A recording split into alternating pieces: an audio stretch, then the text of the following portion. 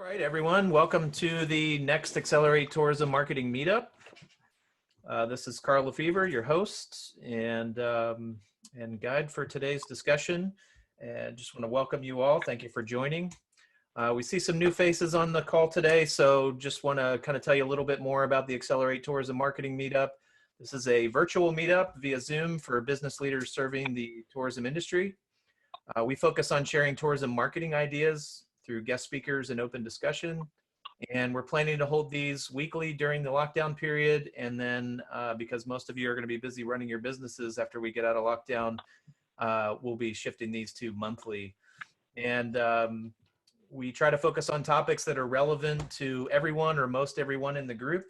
Our topic today is how to boost your bookings with winning messaging, creative, and targeting in ads. Just by way of introduction, paid advertising, whether it's digital ads on Facebook or Google or offline ads in magazines or printed media, can be one of the most effective ways to get immediate visibility with your target audience. And it's really nice because you have complete control of the message, you have complete control of where you place those messages, and to some degree, with most forms of advertising, you can also trace your results. You can control your cost and track what happens. That's particularly true with digital marketing, but true with other marketing mediums as well. But as you're probably well familiar, paid advertising also creates a pretty large risk, which is you're paying a lot of money either upfront or as you go. And usually you're paying those costs whether the ads work or not. So it can be really important to make sure your ads are working, that they're hitting the right people, that they're saying the right thing, that they're getting the right result. And personally, most of you know I'm involved with a digital marketing firm. We focus a lot of our client base is from the tourism industry. So we've been involved with running hundreds of campaigns in the travel and tourism industry. And we've seen some work really well, seen some work not so well. Thankfully been a part of turning a lot of that around. And there's three common threads that we've seen in what makes an effective ad campaign. It's the messages you use, the creative you use, and who you target those ads for. So we've invited three guests today to help us unpack those three concepts, share some examples, share some best practices, and maybe share some good resources along the way. And I know that maybe not all of you on the call are running ads right now, or maybe you don't even run ads at all.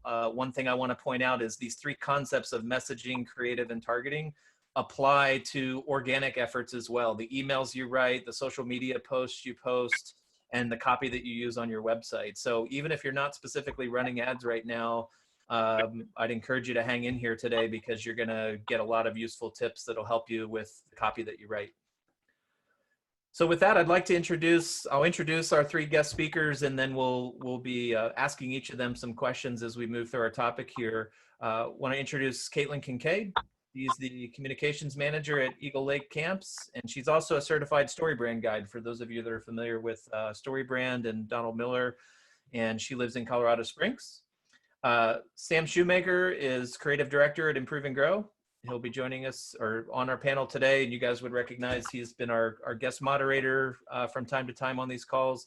And Skip Lefevre is a pay-per-click director at Improve and Grow as well.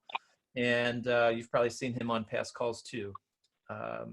So just want to welcome those guys. And for those of you that are on the call listening in, Scott will be moderating chat today. Scott from our team at Improve and Grow. If you have questions, we encourage you to ask them in chat. Scott will be checking in with you via chat throughout the session. So submit your questions there, and we'll weave those questions in during our discussion. With that, we're going to go ahead and get started. Caitlin, welcome.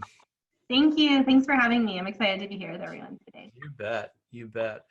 So, Caitlin, we know each other a little bit just from some StoryBrand training, and just really impressed with your kind of hold on the concept of messaging and how important that is. And also, you work for a business that's involved in the travel tourism space at Eagle Lake Camps. And so I was hoping you could just tell us a little bit about why you think messaging is so important, especially in light of these times right now and with COVID-19. Yeah. Well, first of all, I mean, I'm just such a huge believer in the power of words. I think words are probably the most powerful tool we have. People can use them as a weapon.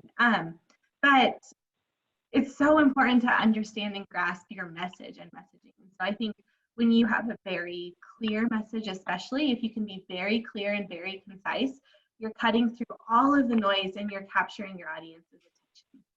And so if you're able to really simplify and clarify what you want to say, right away you're catching people's attention. And especially in this time right now, I think people have a lot of emotions, and most of them are probably on the more negative side. They're scared, or they're confused, or they don't know what to do next.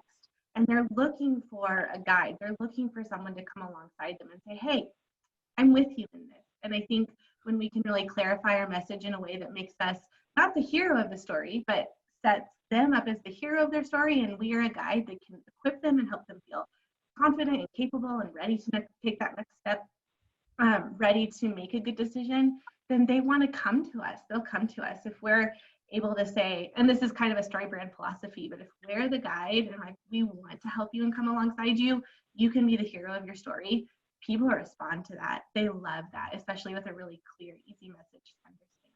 So I think getting really simple, clear messaging that's willing to set people up for success because we truly care about their success, that wins customers and wins people too. Yeah, great. I love that. So most of us on the call, myself included, are not professional copywriters and really see writing messaging as kind of a burden, if you will. Do you have any tips for how to direct messaging or how to do good at writing it? Yeah, I think the most important thing is to know your audience. Who are you talking to? And if you have a couple different audiences, so for example, because I work at a camp, we have our parent audience, and then we have we're trying to talk to staff, potentially getting staff to our doors. So we're talking to staff. We have donors. We have to talk to donors. But then even within our parents, we have parents who want an overnight experience for their kids, or they want a day camp experience for their kids. And then even within those, we have parents who are really choosing camp. We're a Christian camp, so they're choosing camp for spiritual things. And we have parents who don't care about it as much about that. So we have parents who really just want the fun outdoor adventure. And I don't always know the parents' motives, but we do a lot of A/B testing copy. I don't want to get technical, but basically we know that we have a lot of different people who are coming to us for different things. And so we set our copy and our ads up for different audiences. And I don't want to take too much time, but especially if we do an ad, we'll run an ad for one audience on this side and use different copy for another audience we have. And then once they engage with us, we talk to them in very different ways in our follow-up email drip campaign. And so it's just really important to know who you're talking to. And again, you won't know who they are necessarily at first, but you'll know who they are based on how they're responding to your content. And so it's kind of, you have to play the long game a little bit, try something, see what happens, see how people respond to it, and see which parts of it they're responding to, and then really engage with those aspects and move into following up with that. So I think knowing your audience is really important. Another thing that we've found is really important is choosing your business's voice. And by that, I mean, you have to know who you are as a business. And again, this is a story brand philosophy where you want to set yourself up as the guide. So we very much work to set ourselves up as the guide and our customers as the hero. But we also, as a camp, don't want to be very serious, full of, straightforward, very not fun information. We're fun. We want to be fun. And so we've worked really hard to refine our voice so that we sound fun, so that our copy is fun and lighthearted. Even when we're talking about hard things, we found that we can say it in a hard way, or share the hard things, but share it in a fun way or a lighthearted way, or something where we're always looking for the good that's coming out of it. And not all businesses should do that. That's not something every business should take, but you need to find what your business's tone of voice is, and then always speak in that tone of voice, so that's what they come to expect from you.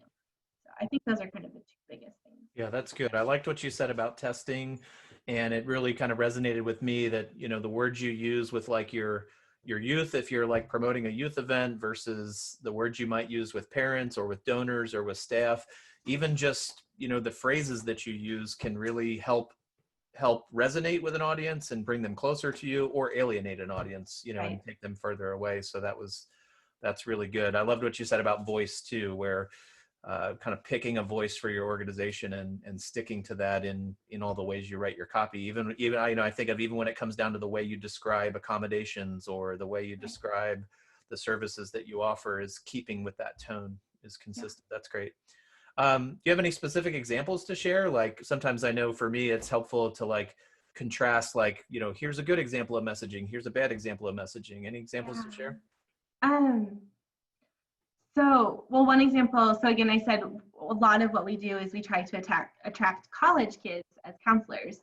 And we know that they don't want to make a commitment really right away or ever. And so instead of saying apply today, we say, hey, start the conversation by starting an application so that they know that they're not automatically committing. We just want to talk to them. And then that's again a little bit playful, like, hey, just start the application. We'll start the conversation. Let's just move forward in this. We want to get to know you. And we found that that's worked really well. Another example, we've had to cancel the first 2 weeks of camp this summer, which is really sad. So we started our email with a line, I think it was, we have some bad news, but then we have some good news. So keep reading to the end because we have something exciting for you. And then we went into it with heavy hearts, we have to cancel weeks 1 and 2, and then we listed all the options we have for parents who are affected by the change. Because we did work hard to create some options for them. And we, it was really cool to see how many parents, instead of just taking their refund, chose one of the other options we had for them. Yeah, that's really good. I saw another organization that runs youth events all summer long. They did something similar to that, where it was like the bad news was these huge events that youth get involved with all across the country are canceled, but they had a really cool idea of ways the youth could still be involved in the places that they live. And they did a great job with balancing the tone on that. That's a good tip. Right. And you have to, especially in this situation, you can't make light of what's happening, but if you can help them find a silver lining or help them understand, and not just be positive for positive sake, but truly offer something that will improve the situation for them, I think that really helps. Yeah. What about things to avoid in messaging? Yeah. I hate fear mongering. I feel like I see that a lot. Some people find it a successful strategy. I just think it can backfire so quickly and so easily.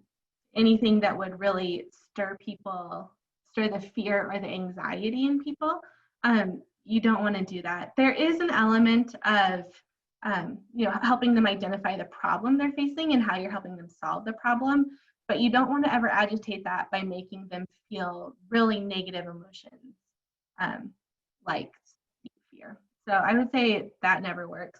I think also one thing that I especially have to be careful of is not trying to say too much at the same time. Simplicity wins the game every single day. There's the Shakespeare quote, brevity is the essence of wit. And I should just stop there. I should stop over explaining it. But I truly believe that the more words you use, the more people will be confused and will check out. Yeah, that's good. That's good. Caitlin, are there any resources or tools that you would direct people to that might help them either learn more about some of the concepts of messaging or even help them with crafting messaging? Yeah, well, I mean, I obviously love StoryBrand. I'm a big believer in the philosophy. And I think part of the reason I really appreciate them is they have so many online free resources. So you don't have to buy anything. They have a lot of stuff that you can just look at for free. Or Donald Miller has a podcast that's really helpful. And then I found that a lot of his guests speak to what I'm doing. And so then I can go look up his guests and go from there to find what they're talking about and look at their resources. So that's probably my favorite resource for messaging. Cool. Yeah, we'll drop a link for that in the comments and we'll also put that in the notes. Cool. Thank you. Yeah. Sam, so we had talked about the messaging being really a component. The next big component we talked about is creative, which, just to kind of put some context on that, messaging is obviously part of creative, but I'm thinking specifically of the images or videos or the graphics that are used in advertising or on our website. Why do you think that's such an important element? And again, especially in light of the times right now. Yeah, I think it's easiest to start by saying it just enhances everything that Caitlin talked about.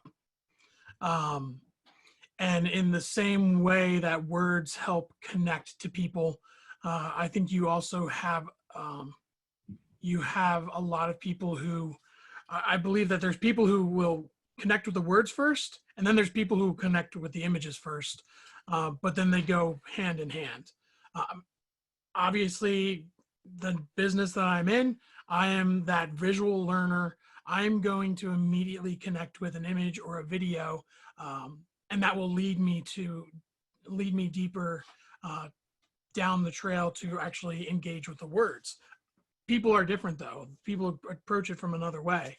So just generally speaking, images help to create a absolutely lightning fast connection with an audience, and specifically, and good images and good videos will specifically connect with them in a way that identifies with what they actually want to be, where they want to see themselves, based on the problem that they're currently having and the solution that you're trying to deliver to them.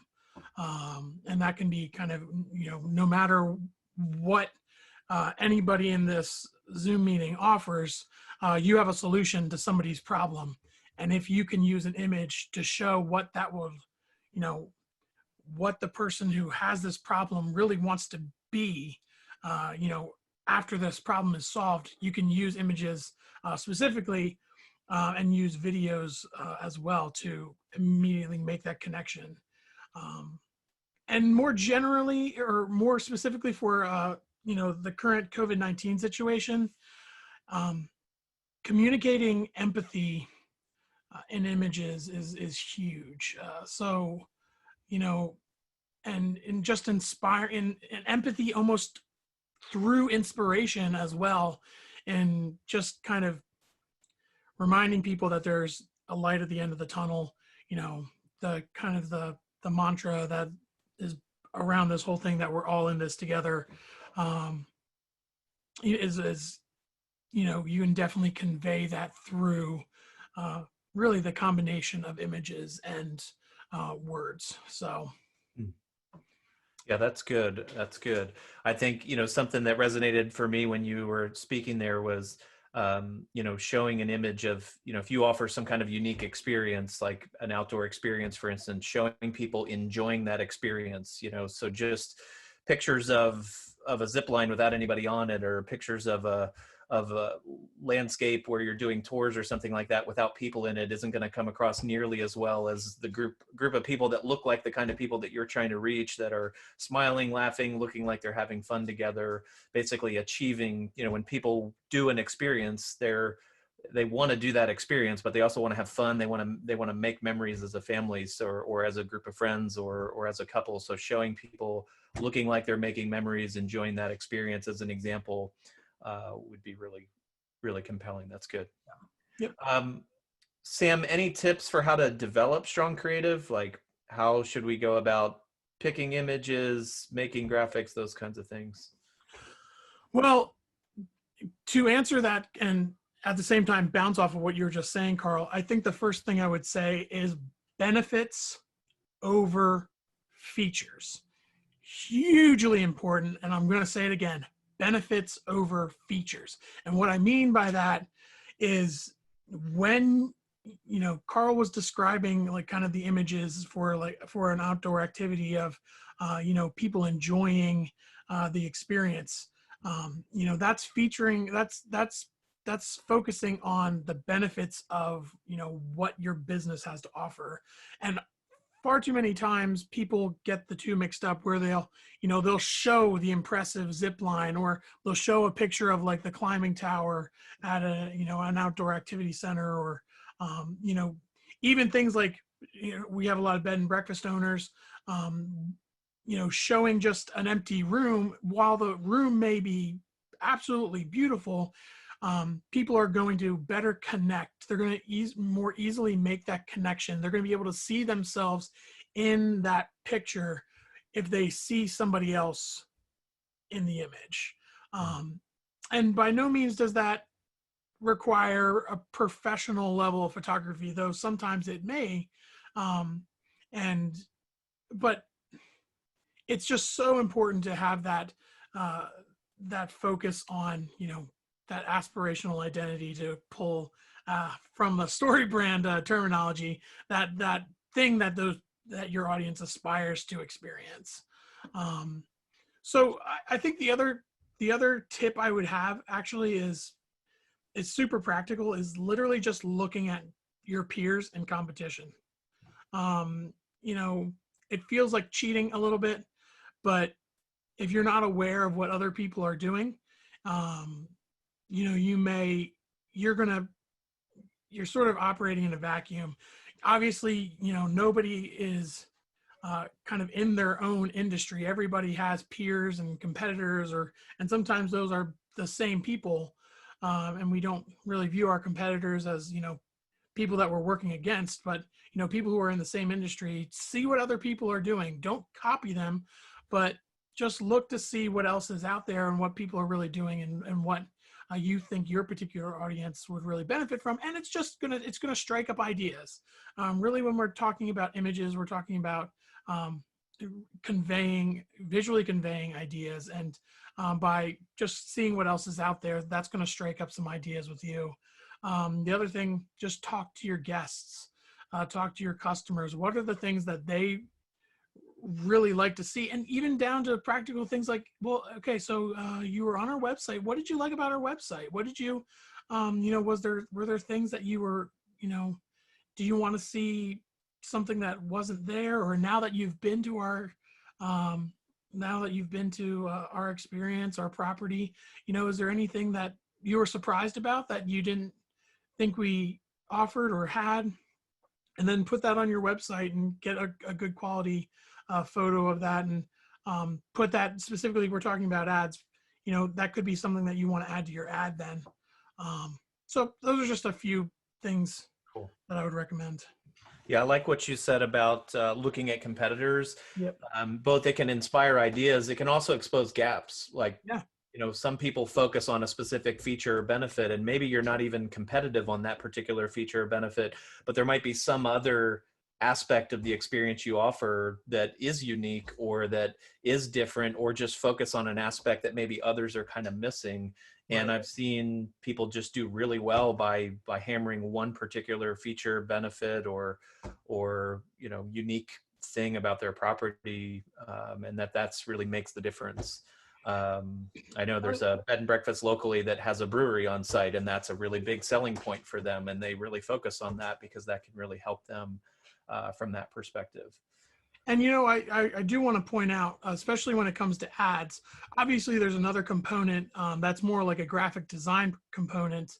When, you know, when you're developing an ad, yeah, you can just use an image, but then you can also, you know, if you do have access to Adobe programs, or if you use free things, like I think there's a free version called like GIMP that is a graphic design tool, but then there's programs like Canva, and we can mention some of those later. But that same principle of benefits over features applies to graphic design as well. So if you're, you know, Facebook ads, you can only have so much text on the page, and if you're going to have text, make sure it's important. And either, you know, when you one key thing to point out is, you know, when you're developing an ad and you have something that is, you know, it's a sales message, you want to make it clearly a sales message, where, you know, you want to sort of differentiate sales messages from just kind of like brand awareness, where it's just like showing the benefits of our property. I would call that brand awareness. But then when we're specifically calling out an action that we want a user to take, we make sure that that is the clearest thing in that ad. If you are using any text, making sure that it's, you know, specific. People have no doubt that, okay, you want me to do this thing in this ad. So yeah, just wanted to mention that as well. Making it like a nice big button, or using Yep. a contrasting color, that kind of thing. Great. Yep. Well, Sam, I want to get to talking about targeting, but before we jump over to that, do you have any specific examples to share? Yeah, and I think we have some in the slide deck here. Just want to mention, so this is one that this will kind of go along a little bit with some things to avoid, but you know, while there are, you know, I could say a couple of good things about this, the thing that I would be most concerned in an ad like this is it's the example of putting the features over the benefits. All three of these ads in the text itself, talking about messaging a little bit, and Caitlin, I think you would agree here. You know, we're really just describing things that we already expect when we go rock climbing at a rock climbing gym. And then it's just the logo. So it's talking about yourself, it's talking about the features, and it's not actually telling or showing any of the benefits. You know, that makes On the Rocks unique. And then when it does show an image, it's actually a video, but even the thumbnail for the video is just a dude hanging out. And I think they could just do a little bit better. And you know, maybe this worked for their particular audience, but I would like to personally see something a little bit more. Yeah. But then on the other hand, we have a pretty interesting ad that I found. If you go to the next slide there, Carl, this really kind of pulls you in. These are two videos. They use two thumbnails that kind of want you to click and actually, okay, so what is this video even talking about?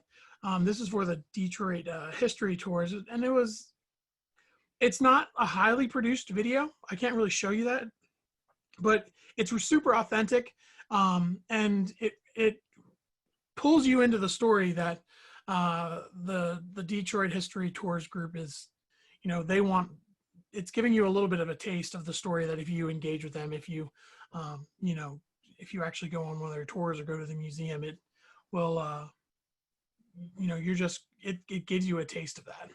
So I thought this did a really good job, and it also creates some good empathy as well in the messaging. Thank you.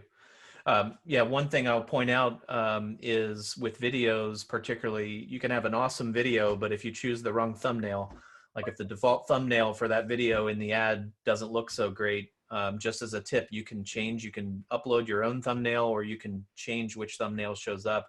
And we've done a lot of testing with that when we're doing ads with Facebook videos. We'll actually use the same video, but test multiple thumbnails to see which ones do better, to that point that Caitlin made earlier about A/B testing. That's great. So Skip, with targeting, you know, if we kind of take that trifecta of the messaging, the creative, and the targeting, I know we could easily make an argument that targeting can make or break an ad campaign, right? Can you tell us a little bit about what targeting is and why it's important? Absolutely. So Caitlin already alluded to this.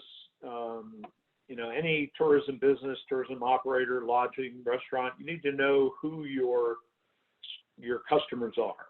What's your sweet spot? And often it's multiples, as Caitlin mentioned. She gave the example of parents, prospective counselors, it might be donors, it might be actual campers. The same might be true for your business. So it's important to identify who your primary customers are, what their characteristics are, understand that fully. And then once you know that, then obviously you can tailor your messages to them, your creative to them, and so forth. But then you use that same targeting information to determine where you're going to run ads. One of the reasons why it's so important to be targeted with your ads is because of waste. You can blow a lot of money really fast if you've got your campaigns targeted at the wrong people. So that's the main reason why I talk about targeting. It's identify the right people, use all the tools that are available to you to narrow down to that audience, and then you'll get the best use of your money that way. Yeah, I'm pretty impressed these days. I mean, platforms like Google, Facebook, and others just give you really, really detailed and specific ways you can target people, right? You can target based on, you know, keywords that people type. You can target based on their age, their gender. Tell us a little bit more about what some of the typical targeting options are and how that relates to your concept of refining your target. Sure, absolutely. I always start with this question on the available platforms, right? There's tons of platforms available.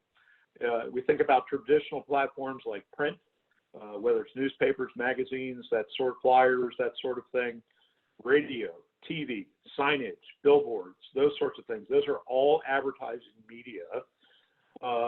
They all tend to be quite broad, I would say, in terms of their audience targeting.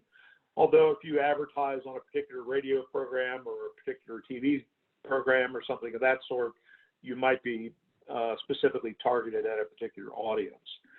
Online is the one that I specialize in, and you've got multiple choices there as well. You've got Google Ads, Microsoft Ads, Facebook, Yelp, LinkedIn, Twitter. I mean, it's a big universe of potential platforms. So first, one of the first targeting things you got to look at is, where are my prospective clients hanging out? Where are they spending time? Are they in the square downtown? Are they driving on the highway? Are they watching TV? Are they spending time on particular websites? Are they on Facebook? Are they on LinkedIn, et cetera? Based on where your customers are congregating, that's where you want to start experimenting and targeting. Other keys, you mentioned some, Carl, keywords. You can target based on location, day and time. You can target specific devices and not others if you want, like phones, tablets, desktop computers and sort, websites. One that sometimes gets overlooked is language. I've run campaigns that are directed at English speakers, and I've run campaigns that are directed at Spanish speakers.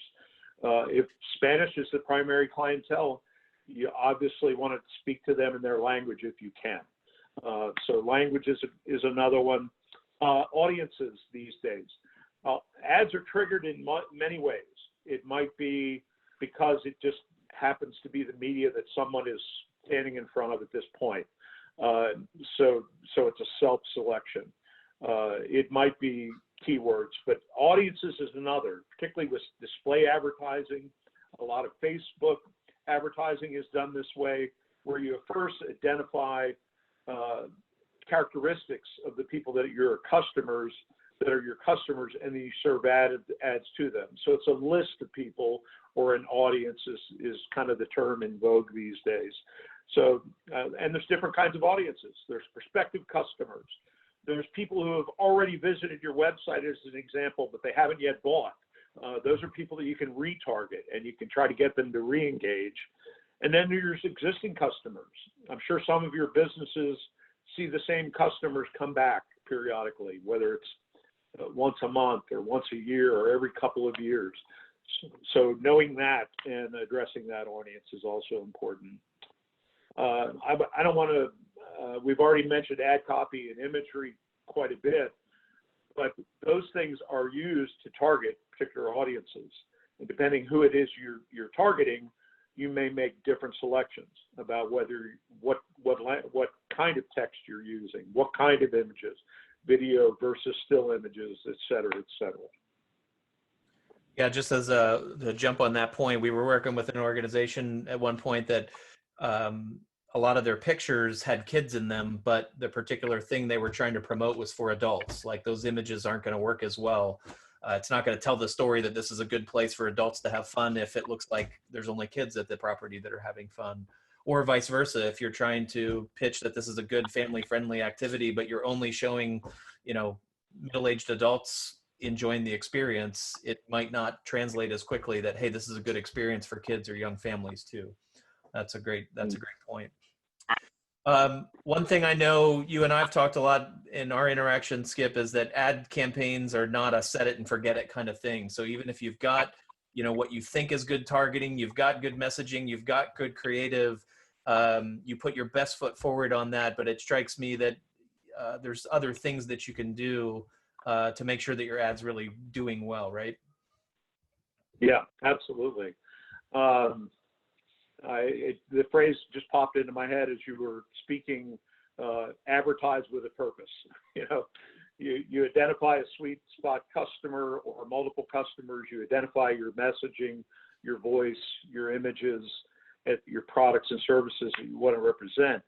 It's helpful to plan all of that out from beginning to end, from identifying your audience through your creative, through your messaging, and then when you're getting ready to launch an ad campaign, again, whether it's print or broadcast or online, it makes sense to plan what it is that you're going to say to whom when. So that's the first thing I would say as kind of a best practice is plan your campaigns first. Secondly, another best practice is to do your keyword research. If you're doing search advertising or even working on organic improvement in organic advertising, use available keyword research tools, find out what people are searching for. And by the way, don't assume that they use your jargon. Every business has their own jargon, their own way of talking about what they do. That doesn't mean that's the way your prospective customers talk about it. Okay, so it's important to doing your research will help to identify ways that people look for what you do, but they might use different words in different ways than you would think of. Using analytics. You got to have analytics and you got to have conversion tracking. Anybody who has a website, you can, for free, attach your website to Google Analytics. There's other analytics tools. Some of them are paid, but you got to have an analytics program that you can collect data with and analyze, and you've got to track your conversion actions, whether it's a sale, a phone call, a form fill, a chat, whatever it is. You need to track that so you can link back to your ad campaigns and understand what your ad campaigns are driving and how people are responding to them. Regular maintenance and optimization. Several times we've mentioned testing today. It's not set it and forget it. It's plan, it's launch with a plan, then it's test, test, test, test. And keep evaluating the data based on your analytics and your conversion tracking data. You promote the things that do best, you demote or pause the things that don't do well, and then you try the next experiment. And we do the same thing with ad copy over and over and over again. Great. A couple of other things, I'll just mention them without going into detail. Bid strategies need to change over time. They need to evolve. You might start out bidding one way for your paid ads online. You might, in a mature account, you might bid in a far different way. One of the things I'm learning recently, we talked a little bit earlier that these same principles can be applied to organic content and messaging and so forth as well. One of the things I'm finding is that we need to understand that your Google My Business pages and your Facebook page, as two good examples, are really an extension of your main website, and you need to treat them that way. Meaning that if somebody hits your Facebook page instead of your web page, you want to do something to encourage them to convert or to go back to your website. I think that's it, Carl. That's what comes to mind. Skip, I believe you pulled some specific examples of ads that are doing really well. It might be cool to share those with the group. Yeah, let's do that. I think you got a couple of slides there. Okay. Here's an example. This is a straight text ad. There's no imagery involved other than what you can see with the words. So this is going to show up in Google or Bing as on the search results page. It's going to show up at the top of the page or the bottom of the page. This particular ad was very successful. It focused on benefits, as Sam mentioned quite a lot. It also did an emotional hook. I would say that's in addition to focusing on benefits and making customers the hero in the story and yourself the guide, making an emotional connection can also be very helpful. So in this particular ad, it talks about a unique experience. It connects with the user, the searcher, at an emotional level. you can see the verbiage there. Hey, do you remember that spine-tingling, toe-curling rush? Have another one. And that automatically conjures certain feelings.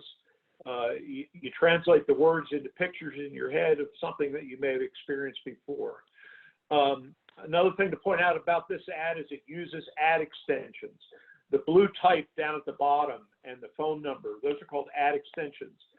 Many ad platforms like Google, Bing, and so forth make these available to you. They allow you to make your ad bigger. They allow you to provide multiple links to your website. And in this case, it gives a very obvious way for somebody to call. This ad's intended to be seen on a smartphone. All they have to do is click on the phone number and they're calling you. This is a keyword targeted ad. It's targeted at people who are searching for a zip lining adventure in Lancaster, PA. The keyword is prominent. It's right up there front and center in the ad. What was interesting about this ad is when we put this ad in place, it was 3 times the prior average click-through rate on the account. So this was kind of a breakthrough in messaging for this particular tourism business. This is an adventure attraction that we're talking about here. This was kind of a breakthrough in messaging. Let's go to the next one, Carl. This is a local theater. They're geared toward tourists primarily, but also locals. It's in a major tourism area. And in this case, they're providing stage shows. So it's a small local theater, small meaning audiences of 100 to 150 thereabouts, but lots of showings.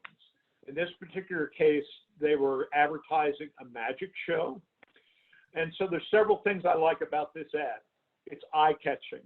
The imagery, this is a thumbnail that we deliberately chose from this video. So it's eye-catching. Between the text and the imagery, it does make a connection at both an emotional level as well as an intellectual level. It connects to both tourists and locals. In this case, the use of a child sitting and observing and actually being close up and participating hooks an emotional reaction. And that was sort of the theme of this show. It was called Magic and Wonder. So this image helped to kind of conjure that idea. This ad was obviously targeted really well because the engagement on the ad, this is Facebook ad, the engagement on it and the click-through rate on it was 3 to 4 times other ads in the same campaign. So this was very effective for a number of reasons. Next slide, Carl.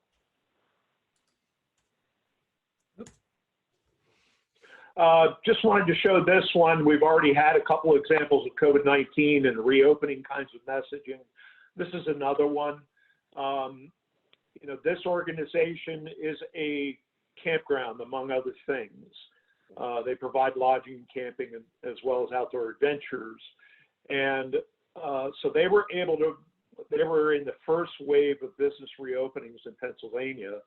So we worked very deliberately on the messaging with the client. Had several sessions talking with them, as well as in our team, Sam, myself, Carl, and others, talking about how do we want to talk about this customer and their offerings when they're just coming out of COVID-19. So they focused on, they acknowledged the elephant in the room. We are just reopening. They acknowledged the need for consumer safety and helping to make people safe. And that also formed an emotional connection. So you can see the messaging there. I won't repeat it. This one also uses ad extensions. You can see that they're choosing to use, in the reopening effort, they're using some promotions. They're doing some cabins by donation. That's particularly for healthcare and essential workers. They're encouraging people to be able to get away from what they're doing every day, and people can donate that for them, or they can purchase it themselves, but for a donation rather than regular price. Fight fear, 19% off promotion, etc. This ad also has a very significant click-through rate so far, at least triple, if not 4 times the average for this campaign. That's it. Thanks for sharing those. Yep. Well, I see we've got some questions in chat. Scott, would you want to surface any questions for our moderators here or our panelists? Sure. I guess the first one would be, how do you begin to find your voice? Are there specific questions you should be asking to identify it? Caitlin, you want to take that one? Sure. I think, so going back to knowing who your audience is, you really want to know what they want from you. What are they turning to you for? So for example, at Eagle Lake, they're turning to us, parents are turning to us because they want a fun and safe experience for their kids. Counselors are coming to us because they want a fun and meaningful experience for their summer. And so in both those, we know there's that word fun, and we're a camp, and so we want to make sure we're representing that. And so I think it's important, again, knowing your audience, what do they want from you? Are they turning to you if you're an outdoor experience place? Are they wanting excitement or adventure? If so, you want to use a lot of big words like excitement or adventure or experiences or thrilling. You really want to pull those in. However, if they're turning to you because they know that you are a source of information, they want your wisdom or knowledge as they plan their own experience, you're not going to want to necessarily use lots of big fun language. You're going to want to make sure you have lots of factual information, or this is what is a great experience for you, or here is how you want to move forward in this.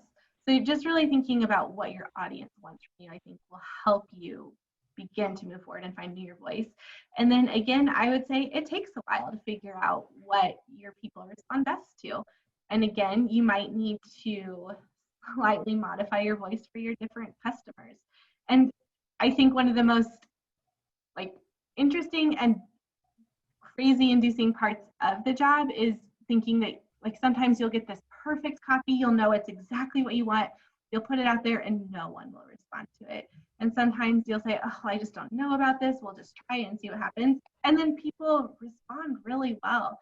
And so sometimes it's just a little bit of a game to see, okay, I'm going to put this out there, we'll see what happens. And then slowly over time, you'll realize, oh, these are the phrases or these are the words that consistently appear in the campaigns that have done really, really well. Like Skip was saying, you have to go back and look at how your ads do. You can't just put them out there, and you can't even only look at your conversion rates. You want to see what people are clicking on, how long they're watching your videos. You want to look at all of that, because even if they don't convert on that ad right away, they're engaging with you. And so sorry, this is a little bit off topic, but you want to think of these as almost a dating relationship. When you're starting out with your messaging, you're not asking them to marry you right away. You're saying, hey, let's get to know each other a little bit. And just slowly over time, the more people see your ads or your content, the more they'll continue to engage with you if they're interested. And I think very few people will convert that very first ad they see. But the more they see it and the more they're interested in your language, especially that language they respond to, the more likely they are to convert down the road. So that's why it's so important, like Skip was saying, to really look at how people are responding to your ads across the board. That's good. Yeah, I want to add on to that and maybe give a practical way to test all this stuff that we're talking about. The dating analogy is good, and I would go one step further and call it speed dating, because you don't have a whole lot of opportunity to the window of opportunity to make that connection is very, very short. We're talking seconds, not even minutes. And so one practical way to take all of these concepts, targeting, messaging, and creative, we've obviously we're talking about a lot of ads here, specifically, Facebook ads or Instagram ads, and then more text-based search ads, as Skip talked about with Google and even Bing, which are two pretty standard platforms, especially Google. one of the easiest ways to, if you haven't really intentionally thought through and planned through some of these tasks or some of these items, the easiest way and kind of the down and dirty way to do this would just, if you can, create a page on your website. If you're able to create a new page on your website, even if it's not the prettiest, just think of a message that your potential audience would really resonate with. Choose a single image that you think that would resonate with them, and put an offer, put a buy button or a book button if that's something you can do, and make sure you have some sort of tracking, Google Analytics, or at least just the ability to track the number of downloads or the number of bookings that you get from it, or even the number of email signups. Like if you just want them to sign up for, I know there were some bed and breakfasts that were doing some stuff with recipes and things like that. Just create something that people can take an action on your page. Set up some ads and that resonate that same message, and start pointing people to that specific page. And if they take that action that you want them to take, that it's resonating. And if it's not, tweak the message on the page, tweak the message on the ads, change out the images, and just keep testing it like that. And it doesn't have to be a big budget. It's all going to depend on your audience that you're going to define. But it can be a way. You don't have to go and redo the messaging on your whole website, or have some super complicated ad campaign. You can test some of these ideas in a pretty down and dirty way, when just to explore and test. That's good. How about another question from our group?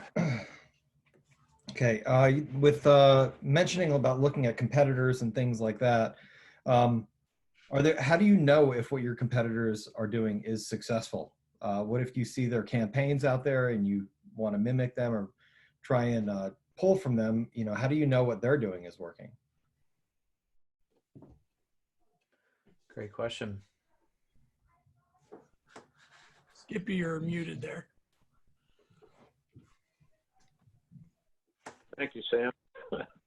I look at it a couple of different ways. Some of the ad platforms actually give you feedback right on the platform in terms of who your competitors are and give you certain amounts of data about that. Google Ads is one of those.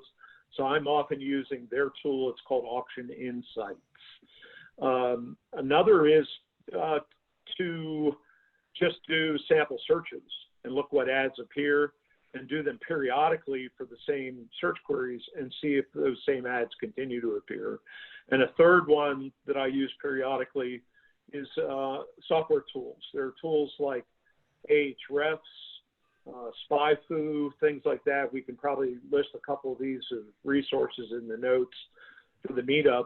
But some of those tools can actually help you to identify ads that your competitors are running for the same search queries that you're interested in. That's good. Any other thoughts on that, Sam or Caitlin? Not on that, but Justin had posted in the chat about think like your audience when writing copy, put yourself in their shoes and make an attempt to think like them. Great suggestion. That reminded me of something that I do pretty frequently. And this is just another tip of kind of finding your voice and, how to get the right message to the right people. So one general rule of thumb is, you're creating a target audience, and that target audience, you can sometimes boil down to this single person that you create, this persona it's called.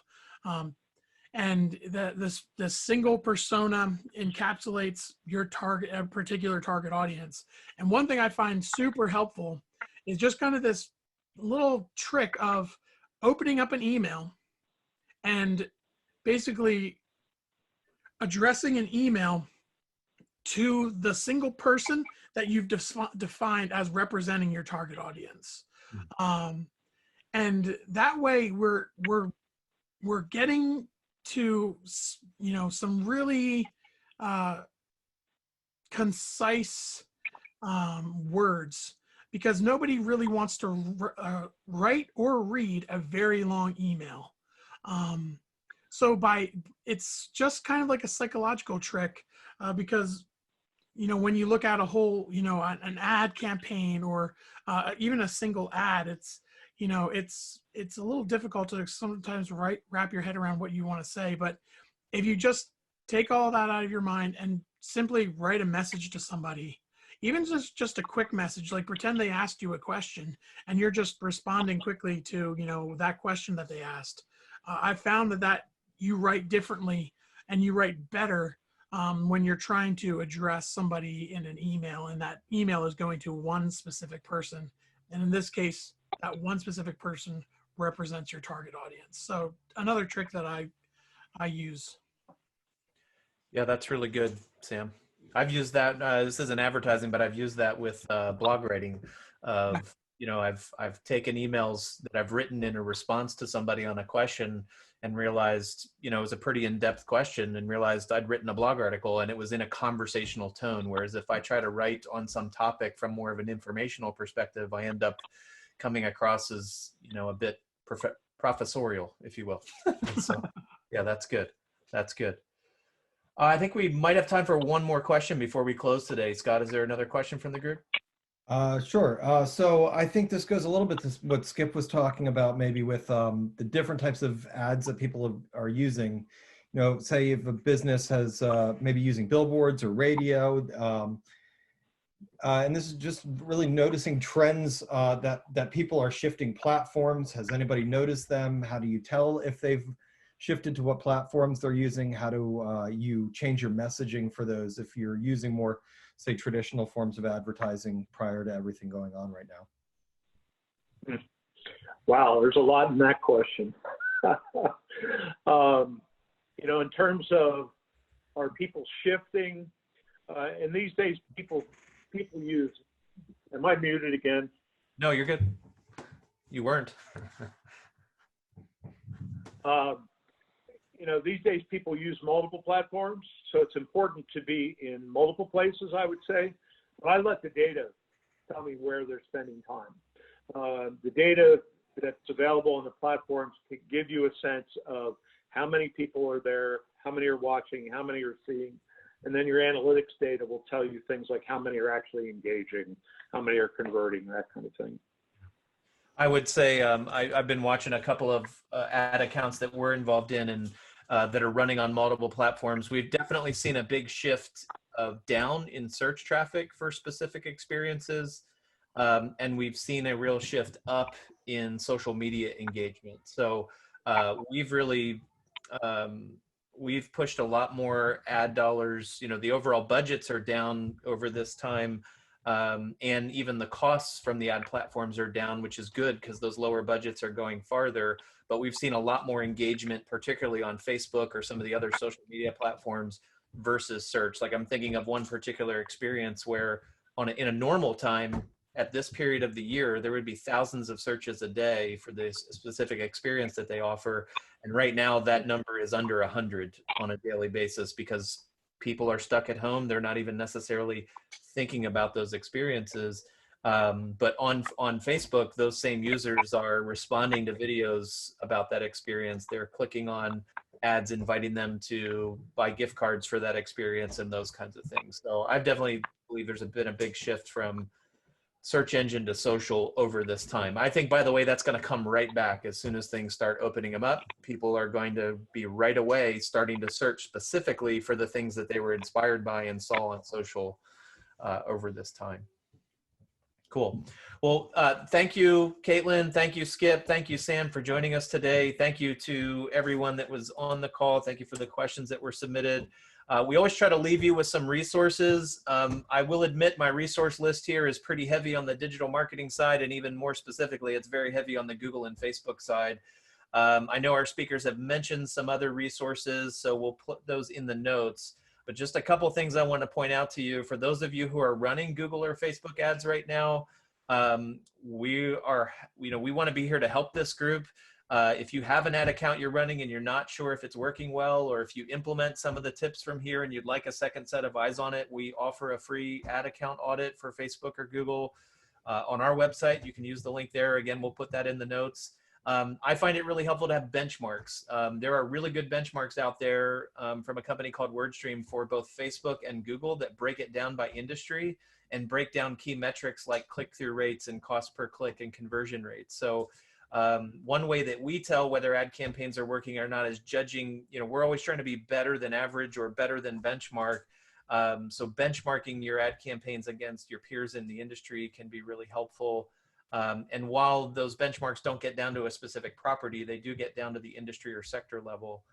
And then also, if you're just getting started with ads, or if you've been running ads for a while and you don't feel like it's working very well, there are really good guides online for how to get the most out of the ad platforms that you're running.